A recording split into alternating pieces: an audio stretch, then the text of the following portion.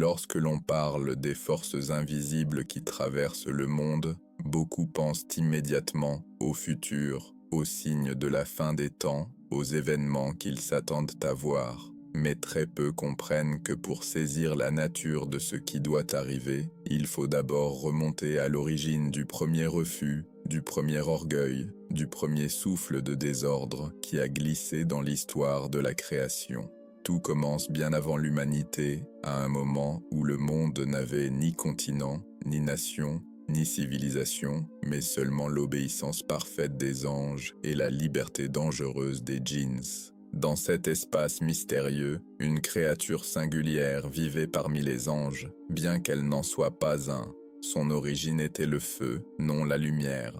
Son cœur brûlait d'ambition, mais aussi de dévotion apparente. Cette créature, c'était Iblis. Il n'était pas encore l'ennemi déclaré de l'humanité, ni le symbole de la désobéissance. Il était plutôt l'un de ceux qui, grâce à leurs actes extérieurs, s'étaient élevés à un rang que même certains anges n'avaient pas atteint. Beaucoup le voyaient comme un être pieux, constant, prêt à accomplir chaque ordre divin. Mais au fond de lui brûlait un secret que personne, pas même lui, n'avait encore vraiment découvert. Lorsqu'Allah annonça la création d'un être nouveau, d'une créature façonnée de terre, d'un être qui porterait en lui un esprit que les anges ne connaissaient pas encore, un frisson invisible traversa les mondes. Personne ne comprenait vraiment ce que cela signifiait. Pourquoi une créature faite de terre recevrait-elle un honneur que ni les anges, ni les djinns n'avaient jamais reçu ? Pourquoi ce nouveau venu serait-il doté d'une liberté qui pourrait façonner son destin ? Pourquoi lui donnerait-on la capacité d'apprendre, de choisir, de comprendre, de se repentir et de se relever après avoir chuté ? Lorsque le moment arriva où Allah ordonna à toute la création présente de se prosterner devant Adam, non pas une prosternation d'adoration, mais de reconnaissance et d'obéissance, tout se transforma. Les anges obéirent immédiatement. Leur nature même les portait vers la soumission parfaite. Mais Iblis, lui, resta immobile. Il ne recula pas, mais il ne bougea pas vers l'avant non plus. Il resta debout, brûlant d'un orgueil qu'il tentait de cacher même à lui-même. À cet instant précis, le premier conflit spirituel de l'histoire de l'existence commença. Quand Allah lui demanda la raison de son refus, il parla pour la première fois avec les mots qui allaient sceller sa chute. Il se considérait supérieur. Pour lui, le feu était plus noble que la terre. Son raisonnement, purement matériel, révélait quelque chose que son apparente dévotion n'avait jamais laissé deviner. Il avait adoré, prié, obéi, mais il avait aussi nourri un orgueil silencieux, une comparaison constante, une jalousie sourde, une obsession de son statut. En refusant ce geste symbolique envers Adam, il dévoila ce qu'il portait depuis longtemps, la racine du mal, l'arrogance. Alors, il devint le premier rebelle, le premier à s'opposer consciemment à l'ordre divin. Et dans cette opposition naquit aussi le premier plan. Iblis ne voulait pas seulement désobéir, il voulait prouver quelque chose. Il voulait montrer que l'humanité, ce nouvel être qui venait d'entrer en scène, n'était pas digne du rang qu'Allah lui avait accordé. Il se jura de les détourner, de les tromper, de les séduire, de les affaiblir, de les perdre. Il demanda même un délai, une permission de parcourir les siècles jusqu'aux derniers instants, non pas pour se repentir, mais pour mener à bien son objectif. Et c'est là, dans cet instant sombre et invisible, que se trouvera un jour l'origine lointaine du Dajjal. Non pas dans un lien familial, mais dans une continuité spirituelle. Dans une lignée de tromperie, d'arrogance, de mensonges. Le Dajjal n'est pas simplement un individu qui apparaîtra à la fin des temps. Il représente l'aboutissement d'une stratégie commencée bien avant notre existence. Une stratégie qui a traversé les siècles, qui s'est adaptée aux civilisations, qui a changé de masque et de forme à mesure que le monde changeait. Lorsque Adam et Hawa furent envoyés sur terre après leur faute, l'histoire humaine commença réellement, et Iblis ne perdit pas un instant. Il observa, il attendit, il étudia les faiblesses humaines, la peur, l'avidité, le désir de puissance, l'oubli, la colère, l'impatience. Il comprit que pour renverser l'humanité, il ne fallait pas la détruire brutalement. Il fallait la guider subtilement vers sa propre perte, la faire chuter avec douceur, lui offrir des illusions, lui donner des raisons apparentes, la tenter avec des choses qui paraissaient justes, et la détruire avec des mensonges soigneusement enveloppés de vérité. Les premières générations d'hommes connurent la guidance des prophètes, mais aussi l'influence constante d'Iblis. Il susurra dans les oreilles, glissa des pensées, façonna des doutes. Petit à petit, il réussit à introduire l'idolâtrie dans des communautés qui, au départ, ne voulaient que respecter les hommes pieux de leur époque. Il transforma la mémoire en culte, le culte en déviation, la déviation en idolâtrie. Le premier polythéisme ne naquit pas d'un rejet direct d'Allah, mais d'une exagération émotionnelle, d'une dérive presque imperceptible, d'une lente transformation spirituelle. De civilisation en civilisation, les mêmes erreurs se répétèrent. Les peuples suivaient d'abord un prophète, puis oubliaient son message après quelques générations. Les statues apparaissaient, les rois se prenaient pour des dieux, les temples se remplissaient de symboles étrangers. Les livres étaient altérés, les cœurs se durcissaient, et dans chaque période d'obscurité, Iblis trouvait de nouveaux moyens de répandre l'illusion. Il ne cherchait pas toujours à pousser les êtres humains vers le mal explicite. Parfois, il leur suffisait de les pousser vers l'orgueil, la prétention, la confiance aveugle en leur propre savoir. Il savait que le cœur humain, même lorsqu'il adore Dieu, peut basculer si la sincérité s'affaiblit. Il savait que la terre, malgré sa faiblesse apparente, porte en elle une capacité immense, la capacité de décider, et cette capacité, mal orientée, pourrait engendrer les pires catastrophes. Au fil des siècles, la notion de pouvoir se transforma. Les anciens rois dominés par la force brute, les empires légendaient leur origine divine. Les prêtres contrôlaient les masses avec des rituels dont ils avaient oublié le sens. Mais Iblis, lui, continuait d'avancer, de s'adapter. Il apprit à utiliser l'orgueil des philosophes, l'ambition des dirigeants, la crédulité des foules, l'ignorance des masses et même la curiosité des savants. Le monde entrait dans une période où les hommes commençaient à croire que la vérité pouvait être construite, façonnée, inventée. La magie, l'occultisme, les mystérieuses sociétés, les cultes secrets se répandirent dans de nombreuses régions. Chaque royaume avait ses illusions, chaque empire avait ses prophètes de mensonges, chaque civilisation avait ses idoles modernes. Mais malgré tout cela, quelque chose restait constant, le désir d'Iblis de préparer un terrain, une ambiance, une mentalité mondiale qui, un jour, pourrait accueillir celui qui incarnerait son plus grand mensonge. Le Dajjal n'était pas encore né, mais les pierres de son époque future étaient déjà posées, une à une, dans les esprits humains. L'histoire avança, les prophètes se succédèrent. Certains furent suivis, d'autres rejetés. Certains furent aimés, d'autres persécutés. À chaque étape, Iblis observa la réaction des humains. Il apprit comment les faire douter, comment les faire s'écarter, comment les pousser à transformer les signes divins en simples récits symboliques, comment les encourager à voir les révélations comme des mythes, comment leur faire croire que la réalité n'avait qu'une seule dimension matérielle. Lorsque les derniers prophètes arrivèrent, Iblis comprit que le temps jouait contre lui. Avec la révélation finale, il n'y aurait plus de prophètes pour rectifier les déviations. Il n'y aurait plus de miracles visibles pour corriger les illusions. Alors il changea de stratégie. Il se concentra davantage sur la confusion que sur la déviation directe. Il encouragea le doute, il fragilisa les cœurs. Il fit naître des idéologies qui remplaçaient Dieu par la matière, la lumière par la technologie, la vérité par l'opinion, l'adoration par l'ego, et avec l'arrivée de l'ère moderne, une ère où tout devient information, où tout devient image, où tout devient instantané, où la vérité et le mensonge se mélangent, une étape nouvelle fut franchie. Les hommes se mirent à croire qu'ils n'avaient plus besoin de guidance, qu'ils pouvaient créer leur propre morale, qu'ils pouvaient reconstruire le monde selon leur propre vision, qu'ils pouvaient devenir leur propre source de vérité.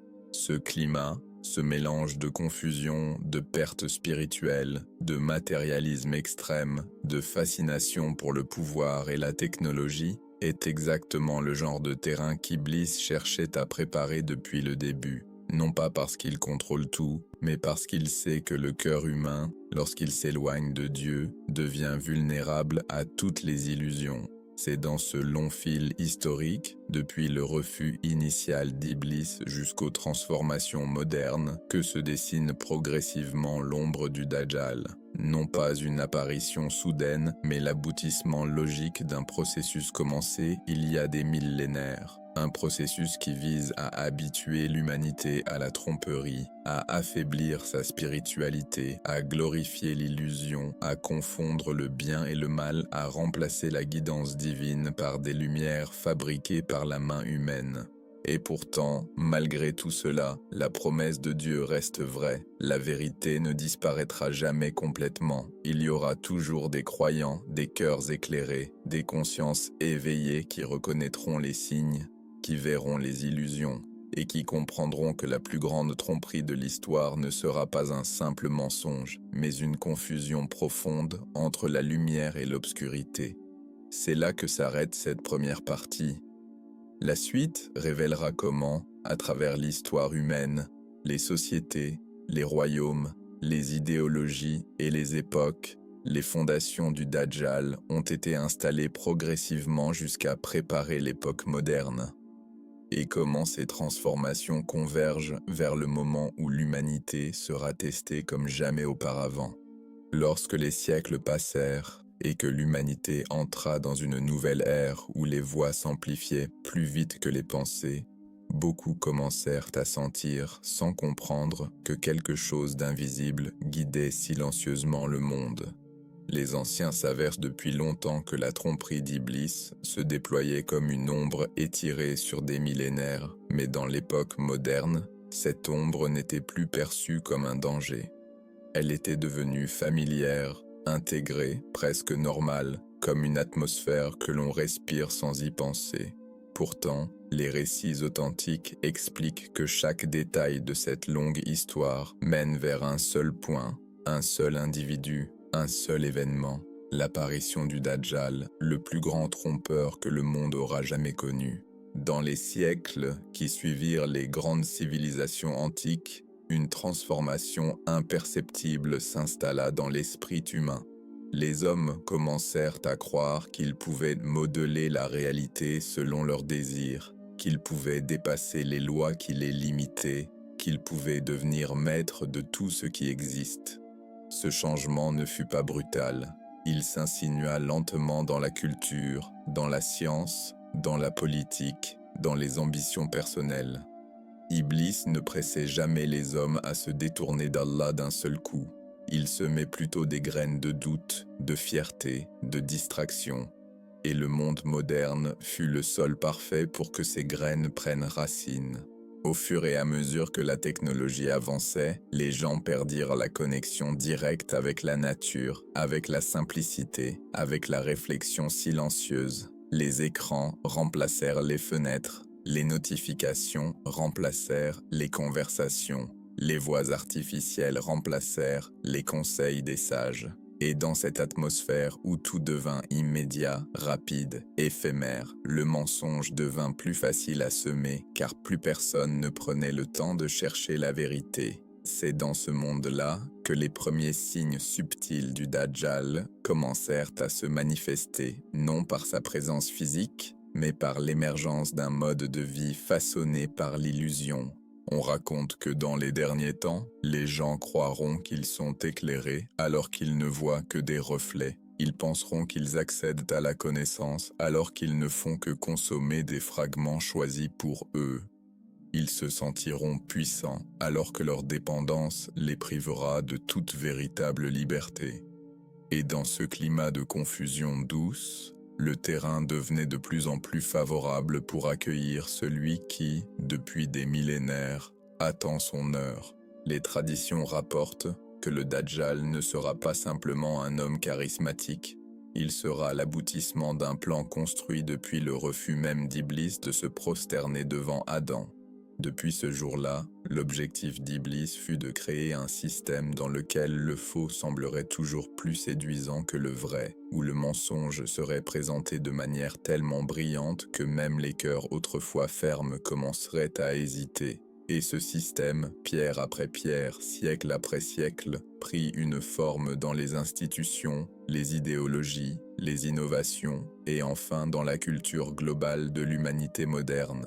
À mesure que ce monde se construisait, beaucoup perdirent la compréhension du sacré. Ce qui était jadis vénéré fut ridiculisé, ce qui était interdit fut célébré, ce qui était noble fut remplacé par ce qui était populaire. Et chaque fois que la valeur intérieure était abandonnée au profit de l'apparence extérieure, l'influence d'Iblis se renforçait, non parce qu'il gagnait en pouvoir, mais parce que les hommes perdaient en lumière intérieure. Puis vint une époque où l'humanité chercha à tout expliquer par la science, mais une science dépouillée de spiritualité, une science qui ignorait volontairement la dimension invisible de l'existence. Ce choix créa un monde où l'homme se sentit plus grand que ce qu'il était réellement.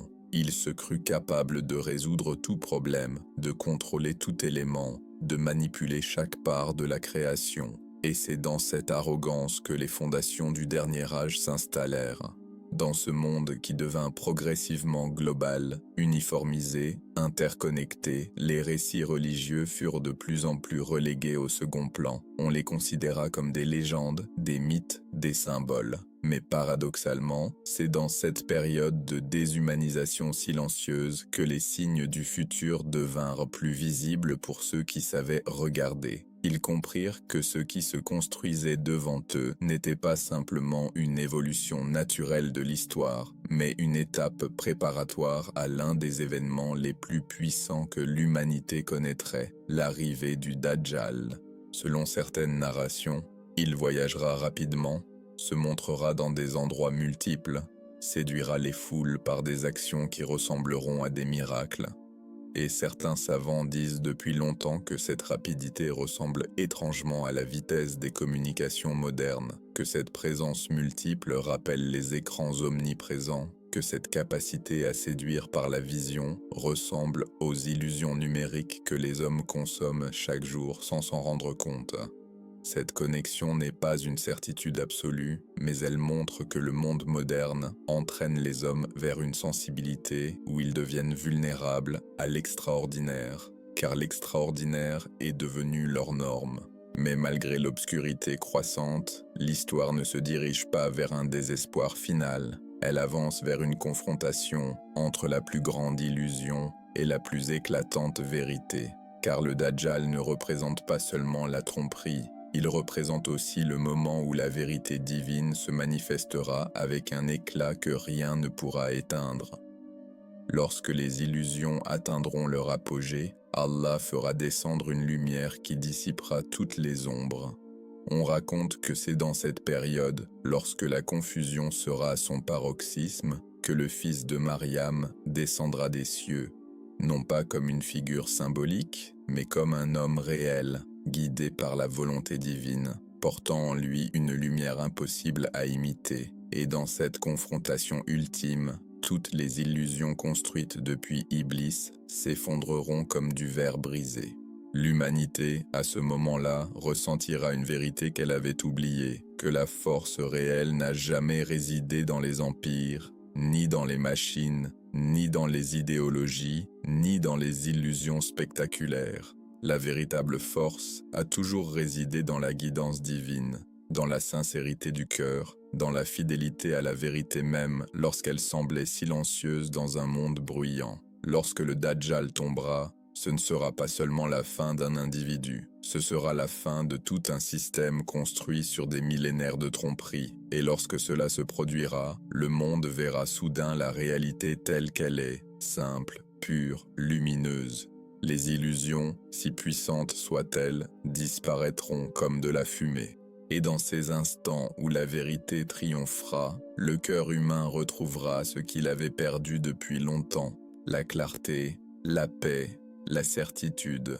Ce sera un moment où l'histoire entière semblera respirer, où les prophéties prendront enfin sens, où les croyants comprendront que tout ce qu'ils ont entendu, tout ce qu'ils ont lu, tout ce qu'ils ont défendu n'était pas un récit éloigné, mais une réalité vivante. Ainsi se clôt l'histoire longue et mystérieuse du Dajjal, une histoire qui commence avec le refus d'Iblis, qui traverse les empires, qui façonne la culture, qui séduit le monde moderne et qui se termine dans la lumière éclatante de la vérité divine. Car malgré les illusions, malgré la puissance apparente du mensonge, aucune tromperie ne peut durer face à la lumière de celui qui est la vérité éternelle. Cette vidéo est uniquement à but éducatif. Seul Allah connaît la vérité ultime.